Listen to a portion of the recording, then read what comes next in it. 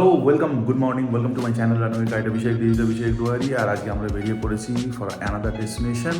শীত শেষে হয়ে যাওয়ার পথে, বাট আমাদের জার্নি কন্টিনিউ হচ্ছে। আমরা আজকে রিওকে নিয়ে যাচ্ছি জু দেখাতে। হ্যাঁ, দ্য ইন্ডিয়াজ ওল্ডেস্ট জু আর লার্জেস্ট জু আমরা দেখতে যাচ্ছি আজকে, যেটা অফিসিয়ালি যেটাকে চিড়িয়াখানা বলা হয়, আলিপুর চিড়িয়াখানায় আজকে আমরা যাব রিওকে নিয়ে। রিওর ফার্স্ট ভিজিট, এর আগে আমরা গেছি, বাট রিওকে তো দেখাতে হবে। তো উইদাউট ওয়েস্টিং এই time let's jump to the video. আর ভিডিওটি দেখতে থাকুন, ভালো লাগে লাইক শেয়ার কমেন্ট এবং সাবস্ক্রাইব করবেন।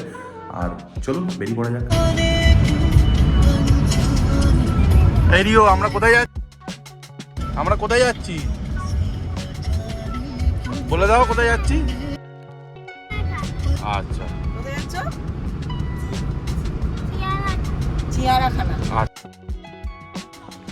সো চিড়িয়াখানার পাশেই এই মাল্টি লেভেল পার্কিং সম্পন্নতে গাড়ি পার্ক করলাম। এবার চলুন এই সো আমরা চলে এসেছি আলিপুর জুতে। আর চিড়িয়াখানার সামনে বুঝতেই পারছি আজ মারাত্মক ভিড়। আমাদের গাড়িটা সামনে মাল্টি লেভেল পার্কিং আছে, তো সেখানে পার্ক করে এসেছি। তো সেটা আগে দেখতেই পেলেন যে কোথায় পার্কিং করেছি। আর চলুন ওয়েট করছি, আমাদের আরও কিছু রিলেটিভস আসবে, একসাথে সবাই এন্ট্রি করব। বিকজ অনলাইন টিকিট কাটা আছে, সেখানে একটাই কিউআর কোড। তো একবার স্ক্যান হয়ে গেলে আর হবে না। তো আমরা ওয়েট করছি, সবাই আসুক, এলে একসাথে ঢুকবো। তো এসেই গেছে, কাছাকাছি আছে। তো জাস্ট ভিড়টা দেখাচ্ছে আপনাকে। রিওকে এখানে বসিয়ে রাখা হয়েছে। আজ রবিবার, তাই ভিড়ের পরিমাণটা একটু বেশি। যাই হোক, 150 বছর পূর্তি উপলক্ষে বিশেষ সেলিব্রেশন চলছে চিড়িয়াখানার মধ্যে। অ্যাডাল্ট টিকিট আপনার 50 টাকা, আর বাচ্চাদের জন্য 20 টাকা হচ্ছে এন্ট্রি ফি। তো এর ভিতরে অ্যাকোরিয়াম আছে, আলাদা করে আপনারা সেটা টিকিট কাটতে পারেন। আমরা প্রথমেই চলে এলাম নকটার্নাল হাউস দেখার জন্য, তারপর চলে এলাম ডাইরেক্ট অ্যানাকন্ডা দেখতে। যদি অ্যানাকন্ডার সাইজটা অ্যানাকন্ডার মতো নয়, বাট স্টিল এটা অ্যানাকন্ডা, আমাদের এখানে তো এটাই পাওয়া যায়। সাপ থেকে চলে এলাম আমরা রাইনোর কাছে। হ্যাঁ, গন্ডার দেখার জন্যে রিওকে নিয়ে এলাম গন্ডার দেখতে, বাট গন্ডার বাবাজি অনেক দূরে শুয়ে আছেন। ওইটা কি দাঁড়িয়ে আছে?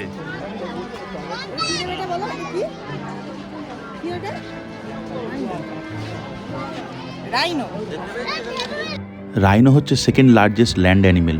800 থেকে 3000 কিলো পর্যন্তের ওয়েট হতে পারে। ক্রোকোডাইল দেখতে এলাম। এবার ক্রোকোডাইলের ওয়েট প্রায় 1000 কেজি অ্যাভারেজ, এবং এদের বাইট হচ্ছে সব থেকে স্ট্রং। রেপটাইল হাউসে এলাম, বাট এখানের ম্যানেজমেন্টটা খুব একটা ভালো লাগলো না। এই গ্লাসগুলো খুব অপরিষ্কার, তাই সাপগুলোকে ঠিকঠাকভাবে দেখা যাচ্ছিল না। অনেক ছোট ছোট বাচ্চারা, খুদেরা আছে, যারা ঠিক পরিষ্কার বুঝতে পারছিল না। বাট আমরা অ্যানাকন্ডা দেখলাম, এখানে কেউটে সাপ আছে।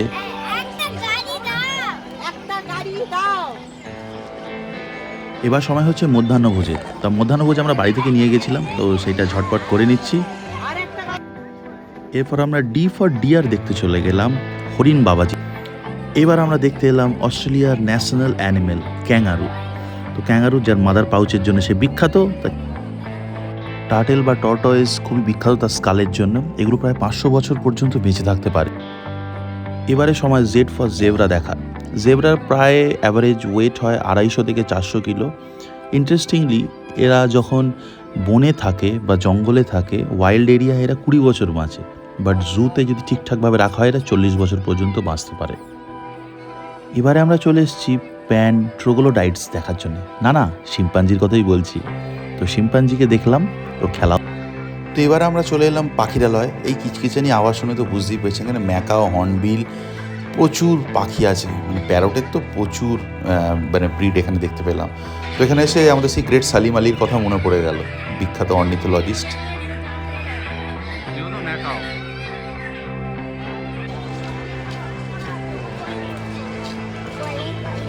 এবার আমরা কি দেখতে যাব?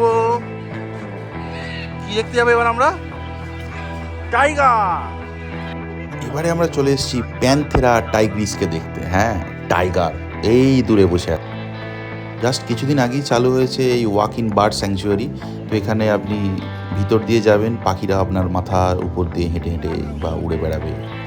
তো এই একটা গ্লাস ডোম মতো করা আছে ভিতরে, দেখতে পাচ্ছেন। এখন এটা বন্ধ হয় সম্ভবত ক্রাউডের জন্য। তো অতিরিক্ত ক্রাউড আছে আজকে, সেই জন্য এটা বন্ধ আছে। এবার আমরা পিকক দেখতে চলি, আমাদের জাতীয় পাখিও বটে। ময়ূর পেখম তুলে নাচছে।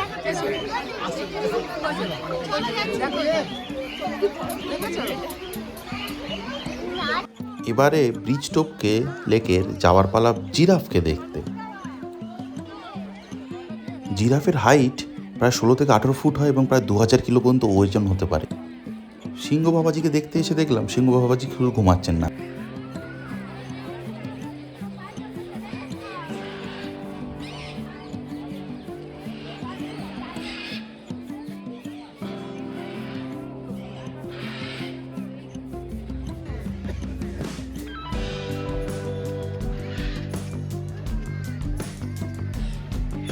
American national bird bald eagle দেখতে চলে এলাম এই খাঁচায়। এরপর আমরা ইমু দেখতে চলে এলাম। এর ম্যাক্সিমাম স্পিড ল্যান্ডে কিন্তু 50 কিলোমিটার প্রতি ঘন্টা। পিছনে লেকে অনেক মাছ দেখতে পেয়ে রিও খুব খুশি। আমরা এখন জল হস্তি দেখতে এসেছি, জল হস্তি জলে ডুবে আছে। হিপোপটেমাস প্রায় একটি ভালনারেবল প্রজাতির প্রাণীর মধ্যে পড়ে। এর ওয়েট 4500 কিলো পর্যন্ত যেতে পারে এবং বিশাল বড় আকার এই হিপোপটেমাসগুলো প্রায় লুপ্ত হয়ে যাচ্ছে, তাই ওয়াইল্ড লাইফ প্রোটেকশন অ্যাক্টে এদেরকে সংরক্ষণের ব্যবস্থা করা হয়েছে। তবে আলিপুর জুতে এসে একটি জিনিস জানতে পারলাম, এখানে বিভিন্ন অ্যানিমেলসগুলোকে আপনি অ্যাডপ্ট করতে পারেন বা 1 বছরে তার খরচ দিতে পারেন। এবারে রিও দেখতে এলো the largest animal, land animal যাকে বলা হয়। 6000 কিলো পর্যন্ত ওয়েট হতে পারে একটি হাতির। তো ই ফর এলিফ্যান্ট মনে আছে তো সব। আমরা প্রায় আজকে 4-5 কিলোমিটার ঘোরা হয়ে গেছে, তারও বেশি মনে হয় ঘোরা হয়ে গেছে। আর এখন তাই মাঝখানে ব্রেক চলছে। এরপর আমরা কি দেখবো? ইন্ডিয়ান টাইগার আর কি হায়না, হায়না, হোয়াইট টাইগার এখনো বাকি আছে মোটামুটি। বাড়ি যাবো, এর বাড়ি যাওয়া আরম্ভ হয়ে গেল। এই একটু হেঁটেই ব্যাস দম শেষ, খুশ হয়ে গেছে। হেঁটে হেঁটে সবার হাল খারাপ, তাই একটু রেস্ট নেওয়া হচ্ছে। তো আবার আমাদের জার্নি কন্টিনিউ হচ্ছে। এবার আমরা চলে এসেছি উলফ দেখার জন্য, যার স্পিড হচ্ছে প্রায় 60 কিলোমিটার অ্যান্ড অ্যাভাব এবং এরা কার্নিভোরাস হয় এবং বুঝতে পারছেন দে লিভ ইন প্যাকস, মানে এরা দলে থাকতে পছন্দ করে। এবারে পারলা হচ্ছে স্পটেড হায়না দেখা। স্পটেড হায়না, হায়নাও এক প্রকার। স্পটেড হায়না খুব ভীতু প্রজাতির হয় এবং এরা অন্যান্য প্রাণীর যে উৎকৃষ্ট শিকার সেই সমস্ত অবশিষ্ট শিকার খেয়ে বেঁচে থাকে এবং এরা একসঙ্গে দলে থাকতে পছন্দ করে। এদেরকে স্ক্যাভেঞ্জারও বলা হয়। এবারে পালা রয়্যাল বেঙ্গল টাইগার দেখার জন্য। রয়্যাল বেঙ্গল টাইগার ঝোপের ধার থেকে বেরিয়ে আসবে। রয়্যাল বেঙ্গল টাইগার যা দেখার জন্য আমরা সুন্দরবনে ভিড় করি। টাইগার বা বাঘ আমাদের জাতীয় পশু, প্রকৃতির এক বিস্ময়কর সৃষ্টি। এই শক্তিশালী এবং সুন্দর প্রাণীটি তার ডোরাকাটা শরীর, তীক্ষ্ণ দৃষ্টি এবং ভয়ঙ্কর গর্জন দিয়ে আমাদের মুগ্ধ করে। বাঘ শুধু একটি প্রাণী নয়, এটি আমাদের সংস্কৃতি, ঐতিহ্য ও প্রকৃতির প্রতীক। বাঘের উপস্থিতি বন্যজীবনকে সুস্থতা ও পরিবেশের ভারসাম্যতা বজায় রাখার জন্য অত্যন্ত গুরুত্বপূর্ণ। বাঘ সাধারণত জঙ্গলে বাস করে। এরা মাংসাশী প্রাণী, হরিণ, বুনো শুয়োর, অন্যান্য ছোট প্রাণী শিকার করে নিজেদের খাদ্য জোগাড় করে। বাঘের শিকার করার পদ্ধতি অত্যন্ত কৌশলী। তারা লুকিয়ে থেকে শিকারের জন্য অপেক্ষা করে এবং সুযোগে বুঝে ঝাঁপিয়ে পড়ে। তাদের শক্তিশালী শরীর ও ধারালো দাঁত ও নখ শিকারকে কাবু করতে সাহায্য করে। বাঘকে বাঁচিয়ে আমরা শুধু এটি প্রজাতিকেই রক্ষা করব না, বরং আমাদের প্রকৃতির ভারসাম্যকেও রক্ষা করব।